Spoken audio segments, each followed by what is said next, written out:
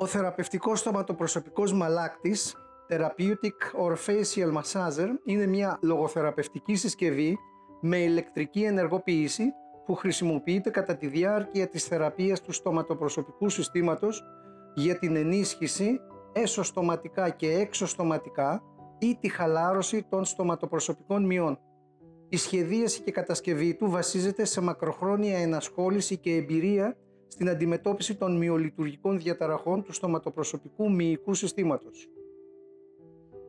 Κάθε εξάρτημά του έχει διαφορετική λειτουργία και στοχεύει στην ενεργοποίηση ή χαλάρωση συγκεκριμένων μυών ή μυϊκών συστημάτων. Τα εξαρτήματα είναι μοναδικά στο είδος τους και έχουν σχεδιαστεί για να διευκολύνουν το θεραπευτικό έργο. Το σετ περιλαμβάνει 4 εξαρτήματα τα οποία προσαρμόζονται γρήγορα στη συσκευή ώστε να μην καθυστερεί το θεραπευτικό έργο. Το εξάρτημα σπάτουλα αποτελεί παγκόσμια καινοτομία, καθώς σε αυτό προσαρμόζεται ξύλινο γλωσσοπίεστρο μιας χρήσης, το οποίο μετά τη χρήση του δεν χρειάζεται απολύμανση αλλά απλή αντικατάσταση, εξοικονομώντας έτσι χρόνο και έργο στο θεραπευτή. Η χρήση του αφορά στη χαλάρωση ή ενίσχυση των ενδοστοματικών παρυακών μυών, καθώς και των μυών της γλώσσας και των χιλιών. Το εξάρτημα μπίλια χρησιμοποιείται τοπικά για την ενίσχυση ή χαλάρωση των περιστοματικών μυών.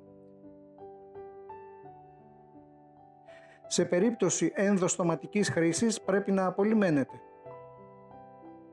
Το εξάρτημα δίσκος χρησιμοποιείται για τη μάλαξη και χαλάρωση των περιστοματικών και προσωπικών μυών.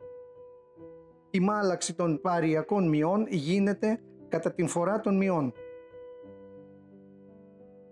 Το εξάρτημα ακροπιεστής χρησιμοποιείται τοπικά για την ενίσχυση ή χαλάρωση των εξωτερικών μυών του εδάφους του στόματος. Ο θεραπευτικός στοματοπροσωπικός μαλάκτης ενεργοποιείται με μπαταρία, έχει λάβει πιστοποίηση σύμφωνα με την Ευρωπαϊκή Νομοθεσία και έχει κατασκευαστεί από υλικό που προσφέρει αντιμικροβιακή προστασία.